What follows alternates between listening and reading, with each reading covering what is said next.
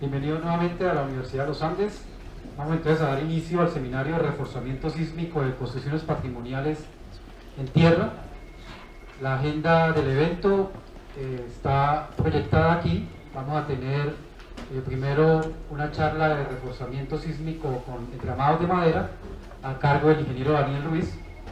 Después una charla de modelación numérica y experimental de construcciones en tierra a mi cargo. Después tendremos una charla sobre la norma AIS 610 EP17 a cargo de Sandra Jerez. Y finalmente tendremos la charla más importante de la mañana a cargo del invitado internacional, el profesor Marcial Blondet, acerca de la experiencia en Perú en el reforzamiento sísmico de construcciones en tierra. Entonces vamos a dar inicio a nuestra agenda con el profesor de la Pontificia Universidad Javeriana, el profesor Daniel Ruiz, quien es director del Departamento de Ingeniería Civil y ha estado trabajando en el tema de construcciones patrimoniales por muchos años.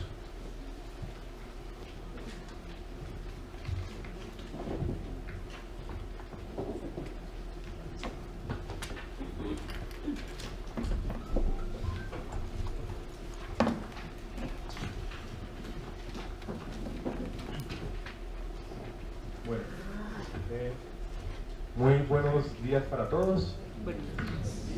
De antemano pues agradecer a la Universidad de los Andes por habernos abierto este espacio para poder compartir con ustedes nuestras experiencias a lo largo de muchos años de estar trabajando, investigando en estas temáticas. Y pues digamos que iniciemos con la primera parte del evento, y que corresponde con el reforzamiento sísmico con entramados de madera. Vamos a ver por qué llegamos a esta temática de los entramados en madera, y que pues ha sido un trabajo que hemos hecho simultáneamente entre la Universidad de los Andes, la Pontificia Universidad Javeriana y la Escuela Colombiana de Ingeniería Julio Garavito a lo largo de 17 años. Empezamos a trabajar en esas temáticas en el año 2000, más o menos. Pues todas las charlas que yo hago en relación a estas temáticas son en memoria del doctor Alberto Sarria, profesor emérito de la Universidad de los Andes, que es el padre de la ingeniería sísmica en Colombia y que dejó este mundo en el año 2015. Y una cosa muy importante es que no tenía ni doctorado, no tenía maestría, es el fundador de la ingeniería sísmica en Colombia y nos enseñó a investigar en ingeniería sísmica con criterio y con sentido común. Muchos de los que trabajamos en estas temáticas en sísmica tuvimos a Alberto Sarria como padre. Por esa razón pues la importancia de hacer todo en memoria de él.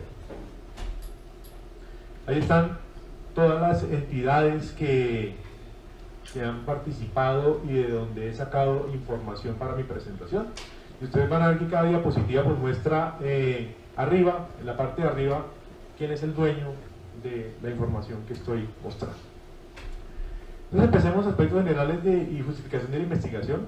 Es que la tercera parte de la población del mundo vive en construcciones en tierra cruda, que gran parte del patrimonio histórico y cultural del país está construido en adobe tapizada y que las medidas de rehabilitación se alejan del objetivo principal de la restauración, que es rehabilitar para preservar. Eso sucede con muchas de las edificaciones que en su momento empezamos a revisar. Hoy en día eso ha cambiado bastante. Y una cosa muy importante, y es que la construcción de viviendas nuevas mediante técnicas tradicionales no está permitida en la República de Colombia. Y desde el inicio de este tipo de trabajos, nosotros hemos sido conscientes de esto y por eso lo hemos enfocado a la rehabilitación del patrimonio histórico más que a la construcción de edificaciones nuevas. Esta es una fotografía muy diciente de lo que le sucede al patrimonio histórico. Esta es una fotografía del Instituto Geofísico de la Pontificia Universidad Javeriana. Se muestra la Catedral de Cúcuta antes del sismo en 1875. Aquí se ven las puertas, el reloj, y así quedó después del sismo, donde se ven claramente las puertas y el reloj. y pues esa edificación estaba construida en tierra. O sea que desde hace mucho tiempo tenemos conocimiento de los problemas. En Popayán, pues en el año 1983, pues muchas edificaciones que estaban hechas en tierra colapsaron.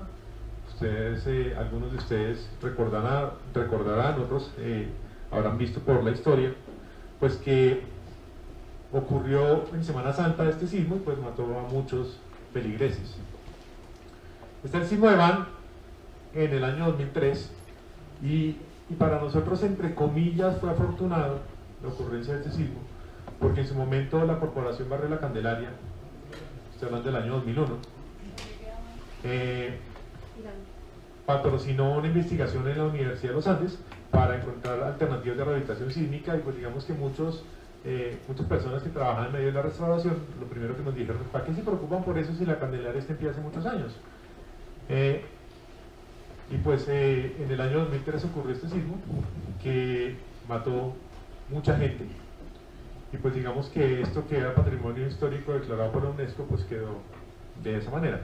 Ahora, sobre esto hay muchas discusiones, porque se menciona también que a lo mejor en BAM, en Irán, pues hicieron alternativas o implementaron alternativas de refuerzo que no eran muy católicas, no muy adecuadas, y que eso a la larga pudo traer como consecuencia que hubiese más daños. Pero definitivamente esto muestra que la tierra, si no se trata adecuadamente, es bastante vulnerable. Y pues, ¿qué sucede? Pues que las personas del común construían también sus edificaciones en tierra, pues veían que eso estaba hace tantos años ahí en pie, solo que en vez de hacer muros muy gruesos, los hacían más delgados, y pues esos son aún más vulnerables, y pues ahí hay imágenes al respecto. Cuando empezamos a trabajar en estas temáticas, en ninguna facultad de ingeniería se daba la temática de construcción con tierra. Es decir, no se daba adobe 1, adobe 2, como se daba en concreto 1, concreto 2, estructuras metálicas 1 y 2, y mucho menos tapizada 1 y 2. Entonces, Alberto Sarria nos dijo en su momento, miren, yo no sé nada, a pesar de que él había sido el encargado de la reconstrucción de Popayán, ¿no? Entonces, si Alberto Sarria no sabía nada, pues nosotros no, menos. Y nos dijo, empiecen a buscar referencias internacionales. Y las palabras textuales de él fueron, yo no sé nada, pero yo sí sé quién sabe.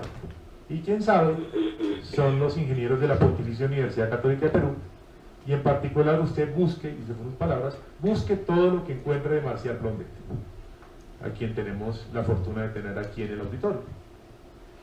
Y entonces empezamos a mirar cómo estaban construidas estas edificaciones. En su momento fuimos a varias edificaciones y las empezamos a mirar cómo estaban construidas para aprender un poco. Y vamos a mostrar un poco sobre lo que hemos hecho en la Universidad Javeriana, donde nos hemos enfocado a una tipología de edificación histórica, que son las capillas doctrineras, que yo no soy experto en el tema, soy ingeniero civil, pero he trabajado con una arquitecta que es la arquitecta Cecilia López, que conoce el tema de restauración y de monumentos arquitectónicos, y ella me ha ilustrado bastante sobre el tema, pero seguramente todavía me falta mucho por saber de este tipo de patrimonio. Y pues son las capillas donde a grosso modo los españoles adoctrinaban, o la curia adoctrinaba a los indígenas, mientras que el español iba tomando posesión del territorio. Así me lo ha resumido Cecilia. Y pues digamos, nosotros hicimos una evaluación histórica, arquitectónica, estructural, de laboratorio, etc.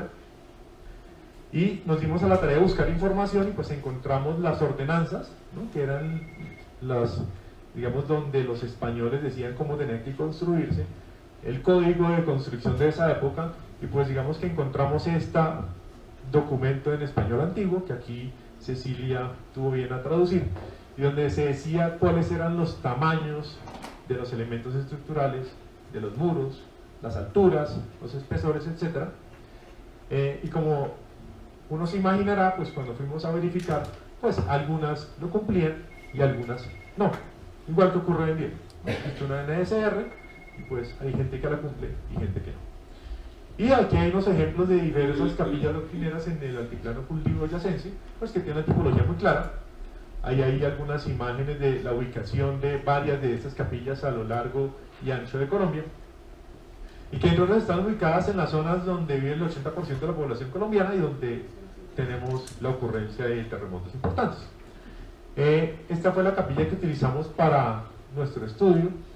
Aquí están las características de lo que decían las ordenanzas españolas: el ancho de la iglesia, la longitud, la altura, los espesores, etcétera, etcétera. Y pues estos son esquemas de la tipología de esa edificación histórica. Y hemos desde el año 2001 investigado en este tipo de tipologías de construcción, y pues han pasado varios restauradores por la Universidad Javeriana. Estos son imágenes sacadas del trabajo de grado de Max Ojeda, donde pues empezó a incursionar en cómo hacer para evitar que este tipo de edificación pudiera colapsar durante un evento sísmico. Pues hizo esquemas muy bonitos, hizo una recopilación de cómo era la cimentación, que para un ingeniero civil esto es bastante alarmante. Es decir, si uno le enseña a un muchacho pilotes, zapatas, caissons, pues cuando le dice esto se sostiene porque la gravedad existe, pues es bastante complicado de asumirlo, ¿no? Y pues más cuando uno encuentra las ordenanzas que le decía, usted haga una zanja, ¿hasta dónde? Estudio de suelos, capacidad portante. No, decía, haga una zanja hasta lo profundo. Y hasta lo profundo es hasta donde se podía hacer digamos que el agujero a mano. Y pues ahí está la cimentación, que son piedras rajón y digamos que con espacios llenos de argamasa, de cal y arena. Luego entonces tienen los muros de adobe, que son bastante gruesos, aunque la advertencia de ese tipo de edificaciones es muy alta. Digamos que con aberturas en cierta medida, no para iglesias, pero sí para algunas casas de 2 niveles, que son bastante grandes. Llega uno entonces a la cubierta, donde la primera alarma para un ingeniero civil es: ¿qué une la cimentación con el muro? Pues nada. Es decir, está funcionando por gravedad o por algún tipo de fricción que se desarrolla ahí, pero pues uno no tiene conectores, barras, nada. Y luego llega a la cubierta, y ¿qué une la viga de coronación con el muro? Pues nada. Entonces, de entrada tenemos 2 fisuras hechas, arriba y abajo. Y para acabar de completar lo que alarma un ingeniero civil, es que en la cubierta tenemos edificaciones, o digamos las cubiertas normalmente tienen barro. No sé si era el doctor Uribe que nos decía en algún momento, o otra persona, que los bichitos que atacan la madera parecía que tuvieran maestría en estructuras, porque pues se comían lo suficiente para que no se cayeran, ¿no? Pero evidentemente están afectadas por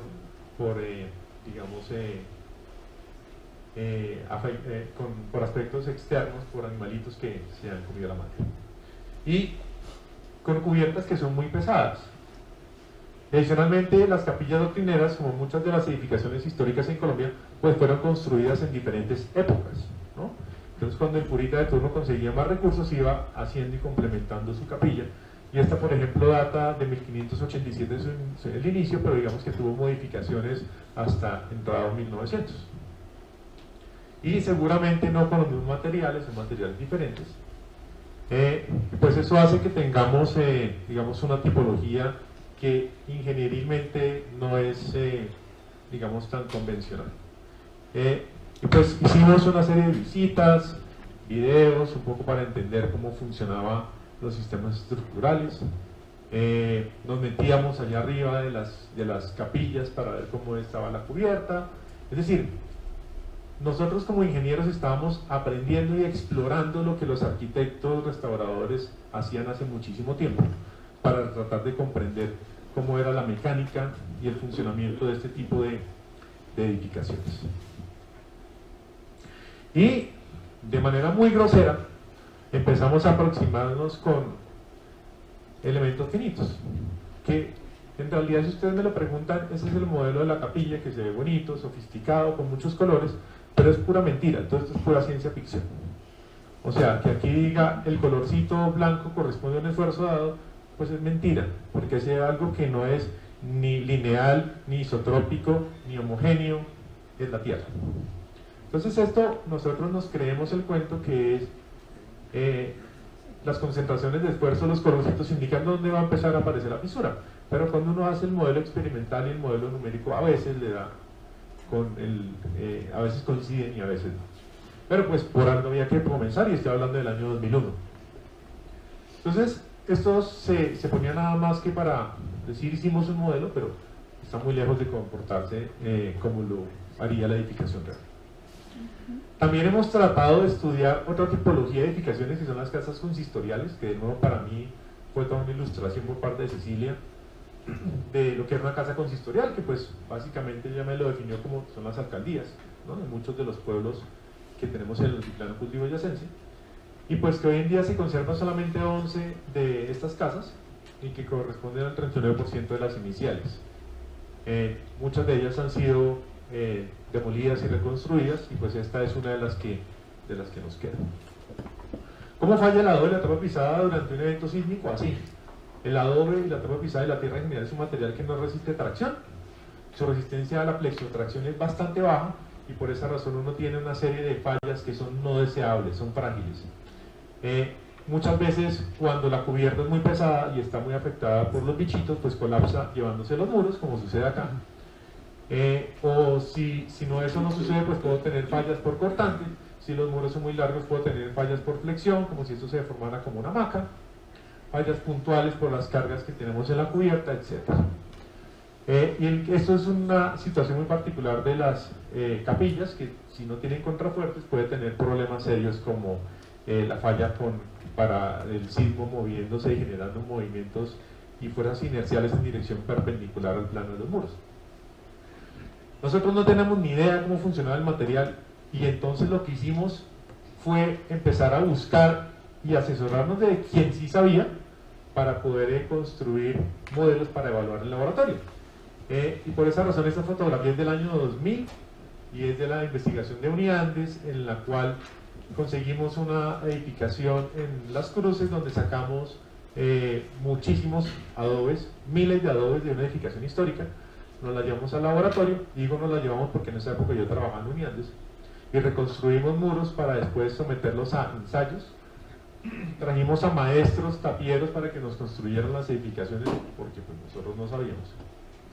Y posteriormente la llevamos al laboratorio, y Juan Carlos mostrará más tarde, pues digamos, algunos ejemplos de lo que se encontró en esa investigación. Pero en esencia lo que encontramos es el material tierra tiene unos problemas serios de resistencia, tiene unas fallas que no son deseables y que nos preocuparon sobremanera. En la Escuela Colombiana de Ingeniería construimos estos muros. Aquí está el doctor Jairo Uribe metiendo la mano en una de las fallas del muro, que fueron muros que fallaron de una manera muy particular. Hoy en día estamos tratando todavía de entender por qué fallaron así, sabiendo que igual eran muros bastante largos con una carga vertical no tan grande, y que a lo mejor fue lo que indujo este tipo de fallas distribuidas por fracción. Hicimos 3 ensayos. Aquí está Cecilia López, aquí está Juan Carlos Rivera, hace 17 años. Y pues los muros son tan pesados que íbamos moviendo el marco hasta cada uno de los muros y lo ensayábamos. Y aquí encontramos unos ciclos de histéresis que todavía me cuesta un poco de trabajo entender porque son muy de libro, muy bonitos, pero digamos que tienen unos serios problemas desde el punto de vista de las fallas, que hacen que disipen energía, pero no como uno quisiera. Y esta es una comparación de un muro de concreto, deriva contra daño, un muro de concreto construido en los años 60, un muro de concreto de los años 2000, la mampostería de ladrillo cocinado y los muros de tierra. ¿Y cómo se lee esto? Que para una deriva del 0,5%, pues el muro de tierra ya tiene un daño del 100%, mientras que el muro de concreto tiene un daño que llega al 20%. Eso habla de la fragilidad del material. Y empezamos a aproximarnos en su momento con algunos modelos constitutivos para a ver si lográbamos entender el comportamiento con lo básico que son superficies de Mohr-Coulomb, pero bueno, eso dejémoslo para después. Luego entonces hicimos los primeros ensayos en mesa vibratoria que se hicieron en Colombia, que fueron ensayos a escala 1.5 en una mesita vibratoria que tenía Uniandes en el anterior centro de investigación, en el CITEC. Sometimos a un movimiento a la señal de Tauramena esta casita que ustedes ven ahí, de los miles de ladrillos de adobe que sacamos de la casa real, cortamos miles de ladrillos chiquitos para hacer este modulito a escala 1.5, que lo pusimos a 45 grados en una mesa simuladora de sismos, y que hicimos los primeros ensayos de simulación sísmica que se hicieron en Colombia. y voy a mostrar la secuencia de esos ensayos.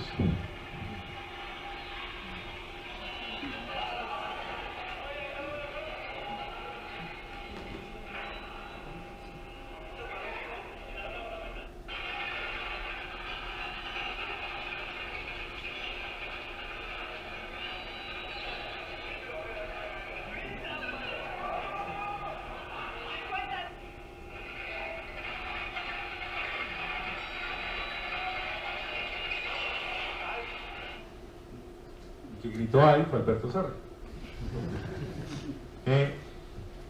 Todo el mundo estaba feliz porque pues hicimos los primeros ensayos en mesa vibratoria en el año 2000. Había muchísima gente alrededor por eso del escándalo, y todo el mundo estaba feliz por ese ensayo, pero Alberto Sarre me llamó a un lado y me dijo: Daniel, ¿por qué tiene esa cara? Y yo: pues doctor Sarre, porque el ensayo quedó mal hecho. Sí, usted se gastó un montón de plata y el ensayo quedó mal hecho. ¿Por qué quedó mal hecho? Pues porque lo último que se cayó es la cubierta, y en realidad lo que normalmente sucedía era que primero tenía que caerse la cubierta. No es que hubiéramos medido mal, las mediciones de los elementos fueran malos, sino que utilizamos madera buena, y pues la madera buena no colapsa primero que el muro. Después lo arreglamos y ya creo que Juan Carlos mostrará algo de eso. Pero esta es la historia de lo primero que se hizo en tierra en Colombia desde el punto de vista de investigación de laboratorio. Entonces estamos hablando hace 17 años. Simultáneamente en la Universidad Javeriana tuvimos una mesa vibratoria de 1,50 por 1,50 y construimos capillas a escala, y eso es una labor bastante dispendiosa. Aquí está todo el proceso de fabricación desde la cimentación. Ustedes ven aquí la huella de la capillita hasta llegar a tener el modelo construido. Ahí está el modelo de la capilla puesta en la mesa vibratoria, instrumentado con deformímetros y pues con lo que pudimos ponerle. Pero son ensayos a escala muy pequeña, escala 1,50. Eso quiere decir que uno tiene que tener un súper poderoso cátodo hidráulico que haga ensayos muy rápidos para poder atumbar.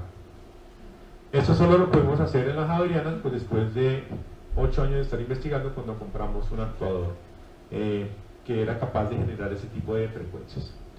Y ensayamos la capillita y pues obviamente lo que vimos son las mismas fisuras que se veían a escala real, que se reportan en la literatura: fallas por cortante, por flexión y una serie de fallas distribuidas por toda la estructura de la capillita y por todas las caras, y en los vanos y las ventanas ahí se ve la aparición de las fisuras, colapsos completos de zonas de la capilla. Pues lo que vimos ahí es que al ser una edificación en tierra, sin ningún tipo de intervención y de refuerzo sísmico, pues colapsaba y tenía daños muy importantes. Ahí está, al meterle el segundo envión, pues que ya colapsaba el techo, que colapsaban las naves laterales, etcétera, etcétera. Entonces, encontramos lo que ya mucha gente había encontrado, y es que la Tierra es muy vulnerable cuando se ve sometida a eventos sísmicos. Y entonces ahora propusimos alternativas de refuerzo, y me voy a enfocar en dos.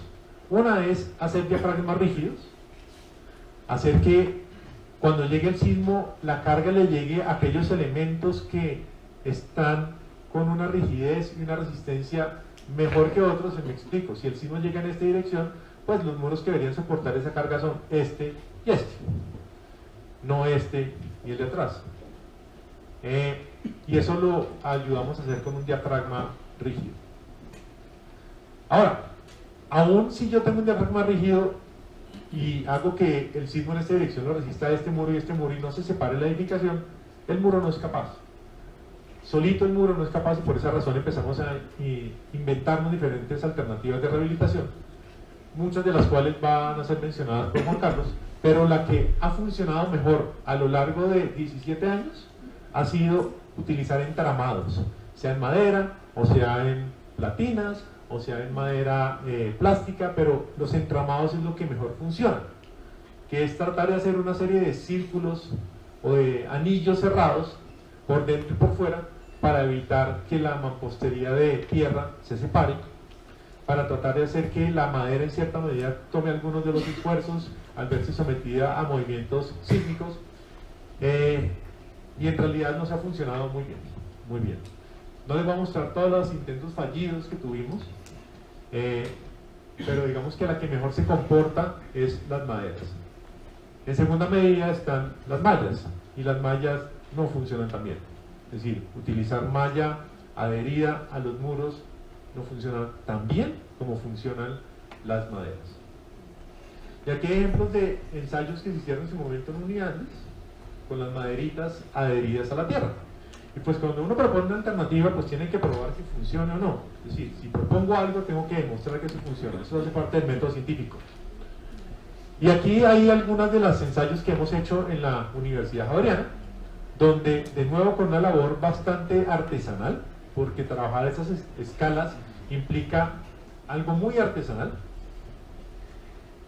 Hicimos que las capillitas estuvieran reforzadas con maderas por dentro y por fuera.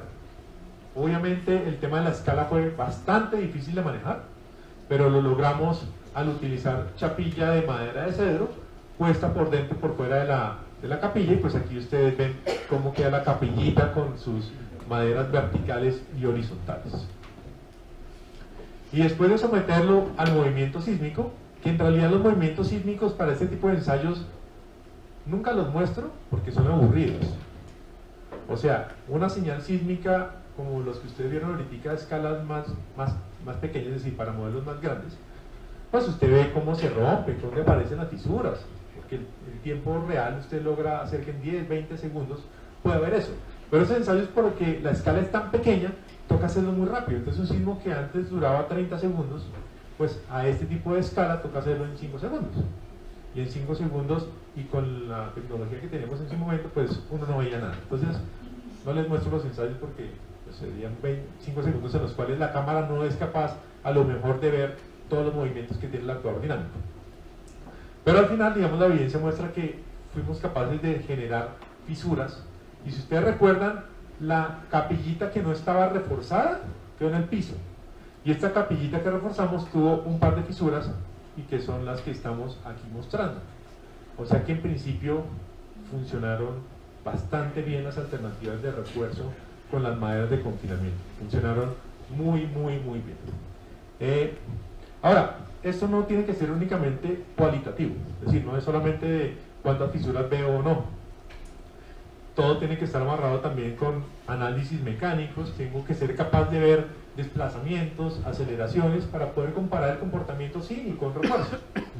Ahora, hay una cosa muy clara, y es que las leyes de la similitud le permitirían a uno extrapolar resultados de esto a la capilla real. Sí cumple una serie de reglas, que no fuimos capaces de cumplirlas todas.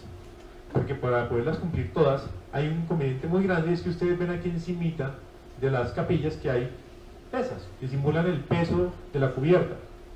Pero en un evento sísmico, para una edificación de esta, la masa proviene desde los mismos muros, no tanto de la cubierta o del entrepiso como sucede en una edificación aporticada. Entonces, no fuimos capaces de cumplir las leyes de la similitud, porque nos hubiera tocado ponerle casi que un ladrillito de plomo al lado de cada ladrillito de adobe o de tapa pisada. Pero lo que sí le permite a uno las leyes de la similitud, es decir, si usted compara bajo las mismas condiciones con y sin refuerzos, usted puede comparar relativamente los dos, y esto es lo que nosotros hemos hecho.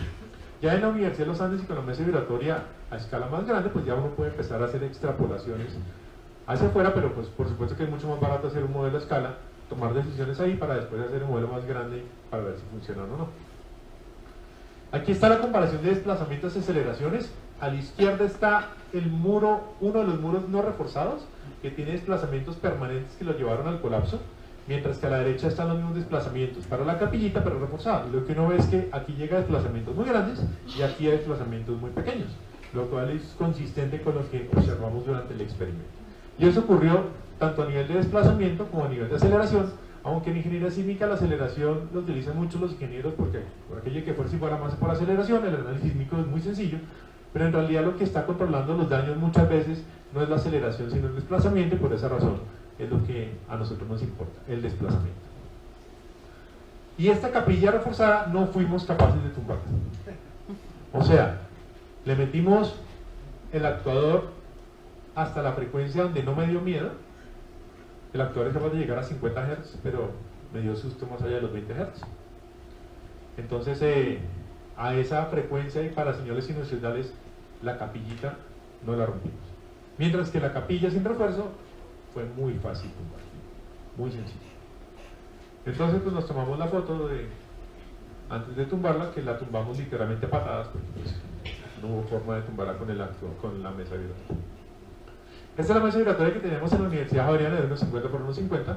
Y digo teníamos es porque hoy en día la desbaratamos, está guardada en un depósito, porque donde estaba la mesa vibratoria es donde estamos construyendo actualmente el nuevo edificio de laboratorios de la Universidad Javeriana. Hicimos evaluación también poniendo las maderitas, no solo por dentro y por fuera, sino solo por fuera.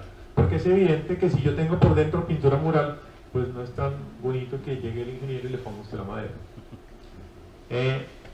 Y pues aquí están las comparaciones.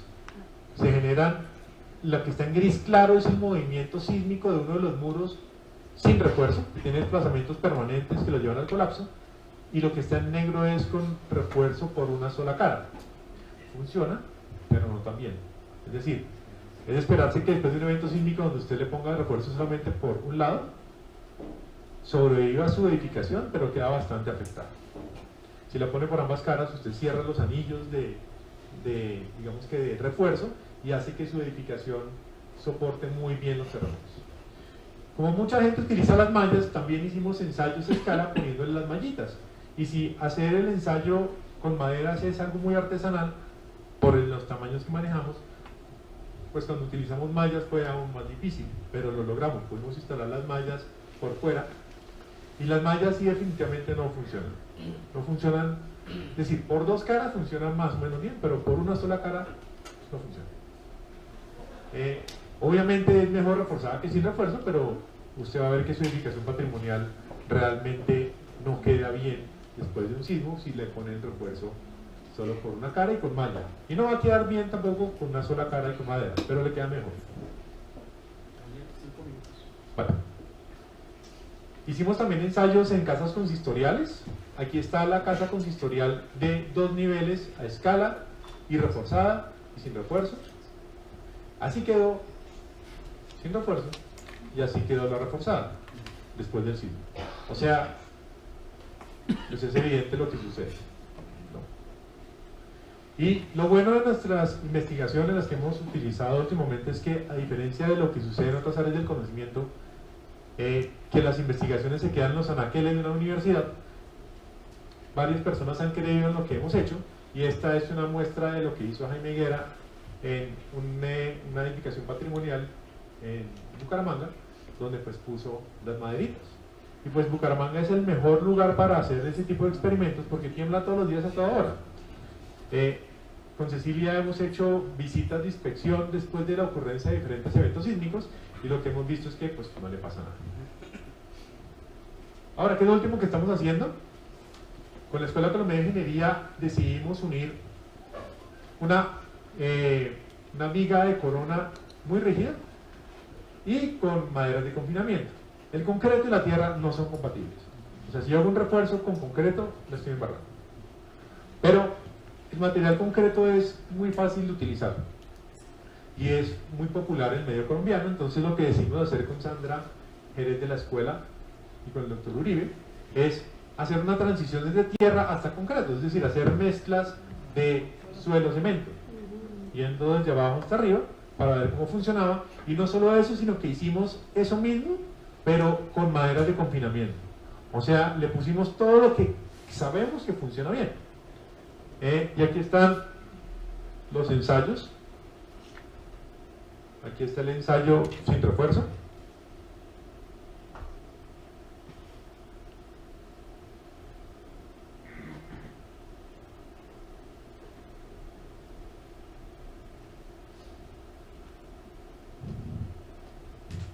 Siempre se cae. Y aquí está el ensayo con la viga de coronación, con zona de transición y con las maderas de confinamiento. Y lo que vimos es que se fisuró un poquito abajo, pero nada más.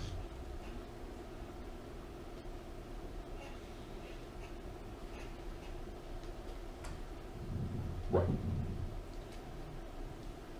Y en los resultados, pues ahí está la evidencia de que sin refuerzo se generan una serie de desplazamientos, y cuando lo reforzamos tenemos reducciones del desplazamiento hasta el 80% casi. En conclusión, las maderas de confinamiento usadas como alternativa de rehabilitación sísmica generan aumentos significativos en la rigidez, el daño producido por el sismo en estructuras reforzadas es mucho menor que en el modelo sin refuerzo, y que el propósito fundamental del reforzamiento se cumple, y es que no hay colapsos y que la integridad de la estructura se mantiene. Y con los nuevos trabajos de restauración la estructura sería de nuevo operacional después de un sismo. Ahora, quiero terminar mi charla con esto. Ese que ustedes ven ahí soy yo. Ese era yo en el año 2009. En ese momento era un poco flaco y tenía pelo. Y lo que yo estaba buscando era que en la Javeriana hubiese un laboratorio para una mesa vibratoria. Entonces ahí estaba una caricatura de alguien que me la hizo, de lo que yo pensaba y hablaba continuamente. Ahí se ven las entradas también arriba, ¿no? Y ese soy yo en el evento Sismo Adobe en la Universidad Católica. Ahí tenía pelo. Y el doctor Blondet hizo un ensayo que para mí marcó, y fue la primera vez que yo vi un ensayo a escala real, aunque es semi-real porque digamos que la edificación es un módulo, y mostró lo que yo quería llegar a tener en la Universidad Javeriana. Este video lo filmé yo en Sismo Adobe y funcionó. En su momento la Javeriana nos hizo un laboratorio con una mesa vibratoria pequeñita con la que hicimos los ensayos que le mostré. Pero cuando uno deja de soñar, deja de vivir, y después de que nos tocó, digamos, hicimos ese laboratorio, pues yo seguí soñando. Y ahí estoy, otra caricatura la mía, ya sin pelo, más parecido a como soy hoy en día, y estoy soñando y pensando en el nuevo edificio de laboratorios que estamos construyendo, que es ese que ustedes ven ahí. Va a tener 14.600 metros cuadrados y va a tener el laboratorio de estructuras más grande de Colombia y uno de los más importantes de Latinoamérica. Y ese es el sueño de ingeniero estructural desde el punto de vista del laboratorio. Esas son fotografías de la obra, las excavaciones que tuvimos que hacer, la losa rígida que estamos construyendo, y aquí hay un video de ese proceso constructivo del nuevo edificio de laboratorios. Voy a adelantarlo para que ustedes vean. Eso es una losa que tiene 5.5 metros de espesor, donde se pueden ensayar a escala real elementos estructurales. Una losa superior de 1 metro, una inferior de 80 centímetros, y el total de la losa aligerada es de 5.5 metros. Algo muy similar a lo que tiene Unidades en este momento. Esa es como está la obra hoy en día. Ya hicimos el sótano, se está haciendo el edificio como tal. Este es el muro de reacción que tiene 8 metros de altura y está apoyado sobre, digamos, aquí está la losa que tiene 5 metros de espesor. Para mover los gatos hidráulicos que vamos a tener ahí, tenemos una bomba de 180 galones por minuto. Ahí está la bomba volando por los aires para poderla meter al edificio.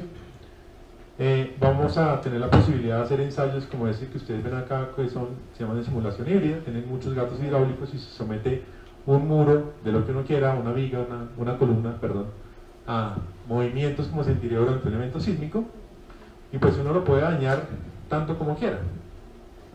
Y digamos que uno tiene tanto poder que es capaz de hacer cosas como esa que va a suceder al final, y es que pues aplasta el muro.